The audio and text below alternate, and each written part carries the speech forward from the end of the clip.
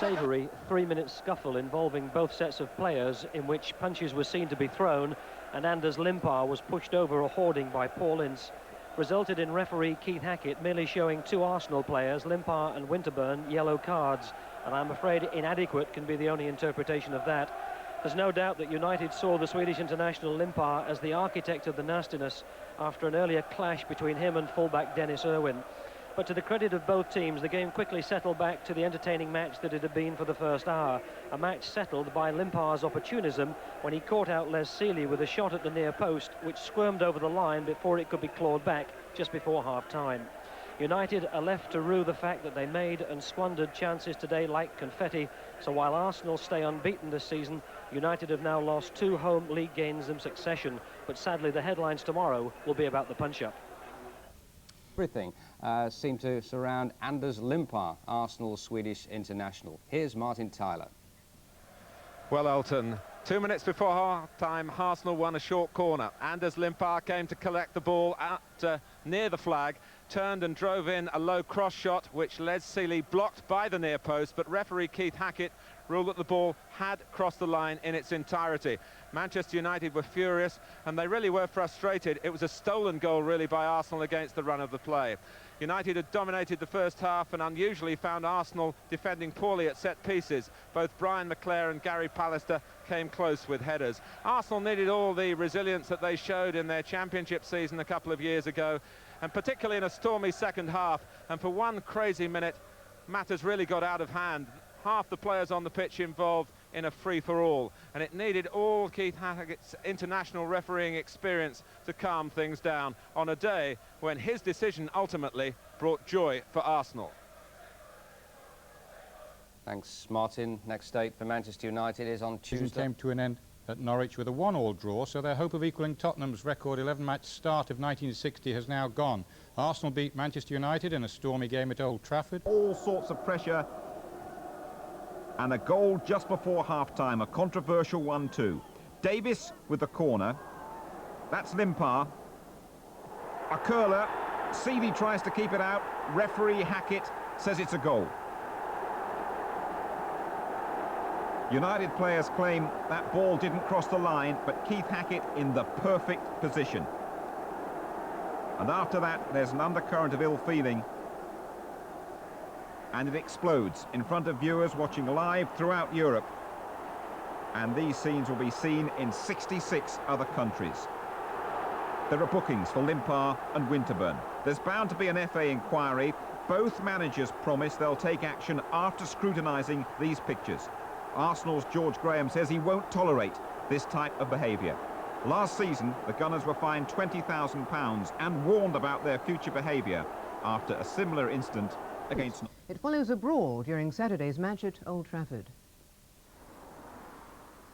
From Football Association headquarters today, the action that had been widely expected. 2 of English football's most prestigious clubs accused of bringing the game into disrepute and failing in their responsibilities for their players' behaviour. The fighting was described in the referee's report as a mass confrontation. It involved 21 players, some of whom were attempting to restrain their colleagues. 2 Arsenal players were cautioned. These scenes were transmitted on television live around the world. Manchester United have already taken their own action. After studying video evidence, the manager Alex Ferguson disciplined those he judged to be at fault. He revealed neither their identities nor the nature of the punishment. It's a move that's been welcomed by the FA. As a manager of a club, that's his responsibility, and it's quite right that he should take action. It doesn't obviate the necessity for the Football Association to look at the matter itself and decide what action needs to be taken at this end. Arsenal in particular will have noted with concern the FA's reminder that league points may be deducted. If found guilty, it'll be Arsenal's second such offence in less than a year, and the club can expect a fine greater than the £20,000 paid after that first similar incident with Norwich. But the deduction of points for either club could prove even more expensive. The difference perhaps between qualifying or failing to qualify for the lucrative European competitions. And it's the delicate international image of the English game that the FA is so determined to protect. Biggest gate of the season, over 47,000 at Old Trafford. Arsenal under all sorts of pressure. And a goal just before half-time, a controversial 1-2. Davis with the corner. That's Limpar. A curler. Seeley tries to keep it out. Referee Hackett says it's a goal. United players claim that ball didn't cross the line, but Keith Hackett in the perfect position. And after that, there's an undercurrent of ill feeling. And it explodes in front of viewers watching live throughout Europe. And these scenes will be seen in 66 other countries. There are bookings for Limpar and Winterburn. There's bound to be an FA inquiry. Both managers promise they'll take action after scrutinising these pictures. Arsenal's George Graham says he won't tolerate this 40 years. A really entertaining match too at Highbury. Just one goal in it. John Kay, a rash challenge there on Anders Limpar. Needless, really. Sunderland, no complaints about it. And it's Lee Dixon successful from the spot. A good omen for the Gunners. The last time they started like this was back in 1948. And they went on to win the title that year. Merson's cross turned in by Perry Groves. He replaced David Rocastle. In the 65th minute, the Gunners extended that lead. After Limpar's corner, the ball drops for Tony Adams to force home the second. But City caused Arsenal some late anxiety when Niall Quinn met Steve Redmond's free kick to set up Clive Allen for a classy finish. But it's Arsenal against Manchester United in round 4.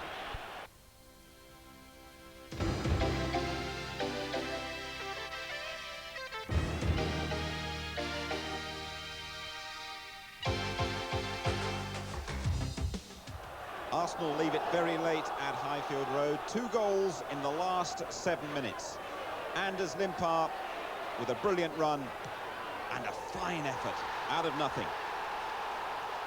Even at £1 million, he's turning out to be a real bargain.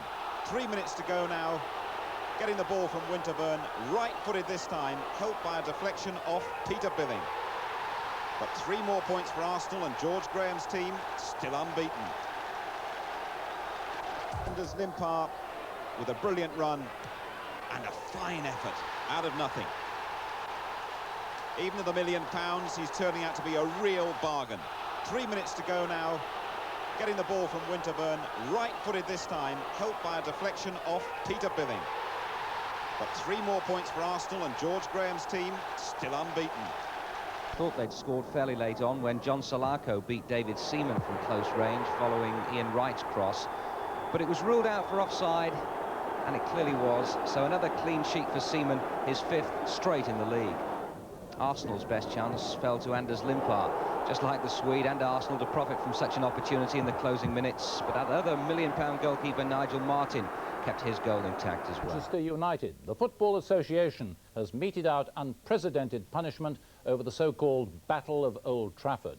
The FA said it wanted to send out a clear message to all footballers that mass confrontation is not acceptable. The Gunners and United have each been fined £50,000 for the punch-up involving 21 players. But the real penalty is the loss of league points. The first time that clubs in Division 1 have been hit this way. United were docked 1 point, Arsenal lost 2 points. That leaves them 8 points adrift of Liverpool, dealing a massive blow to their championship hopes. George Graham, the Arsenal manager, left Lancaster Gate tonight with a face like thunder. He knows losing 2 precious league points could well cost the Gunners the championship race. Chairman Peter Hill-Wood will now be counting not only the cost of that £50,000 fine, but also the damage to Arsenal's reputation worldwide. The 5-man commission took just under 4 hours to reach their unprecedented verdict. Arsenal's immediate internal discipline was taken into account. George Graham was fined 2 weeks' wages, around £9,000, and the 5 players involved were also docked a fortnight's pay. The Commission watched 3 videos of the 21-man brawl at Old Trafford on October the 20th before reaching their verdict. The Commission were determined that the sort of mass confrontation which took place at Old Trafford on the 20th of October had to be eliminated from the game, and it's as simple as that. 2 points away, though, I mean, that's never been done before. That's right, but previous cases had seen different penalties. They hadn't had the desired effect. We still saw players becoming involved, and so the Commission felt that they had no alternative but to take this very serious measure. How confident can you be now that football will get the message? Well, it's a very strong signal, isn't it? 2 championship points deducted from one club, so if managements of clubs don't get the message, there's something wrong somewhere. And for the latest on that disciplinary decision, we're now going back to Lancaster Gate to join our reporter Graham Miller. Graham, what does this punishment mean for football in general? What it means, Andrew, is that the Football Association have at long last decided to get tough and to be seen to be getting tough.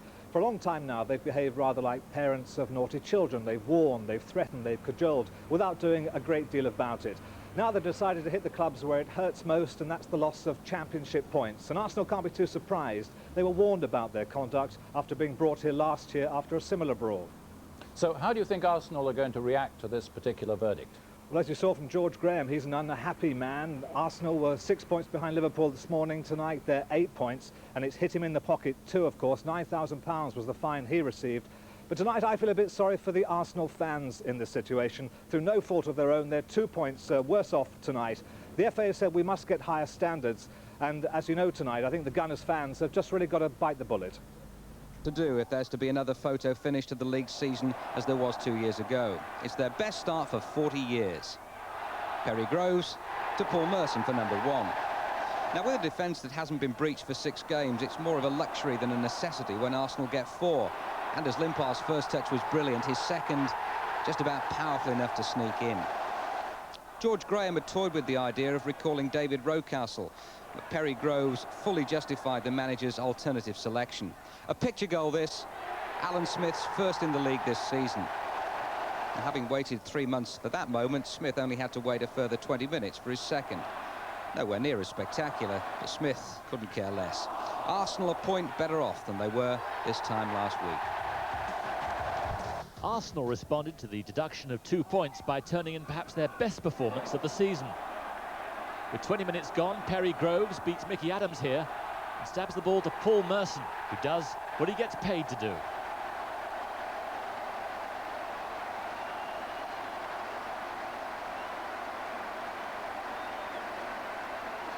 In the 32nd minute, Arsenal go 2 up. Perry Groves on the ball now, and watch out for a beautiful ball coming up from Paul Davis. Through it goes to Anders Limpar. He slides it past Tim Flowers in the Southampton goal, and Limpar very much the darling of the North Bank at the moment.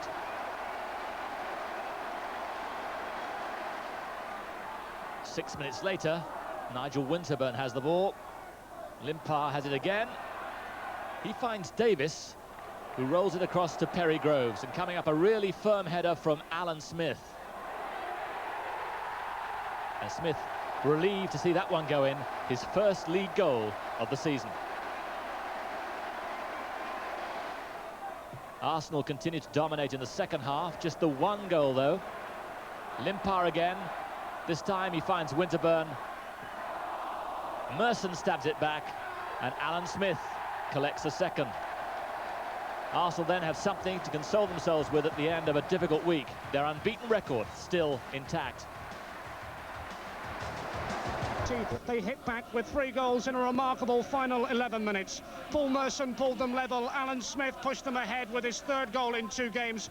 And Kevin Campbell secured the priceless points with Arsenal's 3rd late on. And they closed the gap on leaders Liverpool. The championship race is not yet over. A quite superb match to witness. A full house. An all-London derby ended. Rangers 1, Arsenal 3. Thanks, Tony. So the top 4 in the First Division, only Liverpool failed to win today. Their lead at the top over Arsenal is now 6 points. And now Arsenal, the only other team yet to suffer defeat this season, went behind at Queen's Park Rangers when Tony Adams lost patience with Roy Wegley's meanderings and conceded a fairly needless penalty. Wegley's kick was the first goal conceded by David Seaman in 7 games. Wegley's 12th of the season. Arsenal's goals, 3 in the last 12 minutes, lacked the style of their overall performance, which delighted George Graham. Adams had a crack, Smith was in there, Merson it was who made sure. Their second, and the goal that really knocked the stuffing out of Rangers, was the best of the 3. Nigel Winterburn down the left, Kevin Campbell involved, Alan Smith turning smartly for his 3rd in 2 games. It was Rangers' 5th defeat in a row. Kevin Campbell, Arsenal sub, made the most of David Bardsley's slip-up. 15 goals conceded in 5 games, Rangers. At the moment, they're the First Division's fall guys. Successive league defeats and half their team missing through injury, Queen's Park Rangers provided Arsenal with an obvious opportunity to make up some ground as Liverpool were dropping rare points at home. But a minute before half-time, Arsenal give away a penalty after Tony Adams clumsily pushes Roy Wegerle into touch. It seemed as if Rangers manager Don Howe was on his way to plotting the downfall of his former club. Wegerle converts spot kicks with his eyes closed. 1-0 for QPR, Wegerle's 12th of the season. Arsenal had to wait until the 78th minute to save their blushes, and even then it was a scrappy affair. Paul Merson managing to keep his head while all around him seemed to be losing theirs. And then, having forced the breakthrough, the Gunners were in no mood to compromise. The ball out to Nigel Winterburn, through to Kevin Campbell, and then on to Alan Smith. Smith scoring his first league goals last week and takes this one with some style. Arsenal fans celebrate, Smith engulfed by his relieved teammates. Rangers were now thoroughly demoralised, and with their makeshift defence on the retreat, David Bardsley here makes a terrible error. He lets in Arsenal substitute Kevin Campbell for a third goal in the dying seconds. 3-1 might flatter the Gunners, but having decided not to appeal against the 2-point penalty imposed after the Battle of Old Trafford, they'll have no complaints. Because of what happened at Old Trafford not so long ago? No, I don't think so. I think enough's been said about that in the media and in the press, and it'll be a very hard-fought game because obviously there's a lot at stake getting into the quarter-finals of the Cup. But there won't be any added pressure as far as I'm concerned. United have got a tremendous Cup record. They've not done maybe as well in the league, but Cup record, winning the FA Cup last year. They've got enough outstanding players to do well in the one-off situation. Do you expect them to come to Highbury and try and win the match, or just try and take you back to Old Trafford? Ideally, they would probably want to come and win the match, but I don't think they'll be upset with a draw. Whereas I would like to think we would go out and try to win the game. Are you still smarting over what happened after the match? You know, the punishment you got with the points? Not really. It's happened. The punishment has been handed out. We've got to accept it. There's a lot of points still got to be won and lost in the league, and we hope we'll be there or thereabouts. And well, I don't hope. I'm sure we will be. You're not sort of half conceding the league because the gap is so great against a side that's going absolutely crazy at the top, i.e. Liverpool? I mean, no, not really. Not really. We've got to play Liverpool twice. Liverpool and ourselves have got a lot of hard games, both at home and away. There's lots of points got to be won and lost. No, there's no way that we're conceding any championship. We're sitting in a nice position. We've had the best start for over 40 years. We're undefeated. No, we're absolutely delighted. What's the attitude of the players like after the Fantastic. That's probably one of our strengths over the last 4 years, is the team spirit and a never-say-die attitude. And I can see it just now. And no, we're going to be a force to be reckoned with this season. George, for the time being, thanks very much. Stay with us. Yeah, it was a bit of a surprise actually, because I think none of the fans or even the media probably never even heard of him. He only, I think, made one appearance in the World Cup. But we actually kept track on him over a year and a half from Italy, and he's actually been sensational for us this season. He's probably doing for us what probably John Barnes is doing for Liverpool. He's got this individuality that can actually win games. He disappears for little spells in the games, but when he comes into it, he's very, very exciting, and he's definitely a match winner.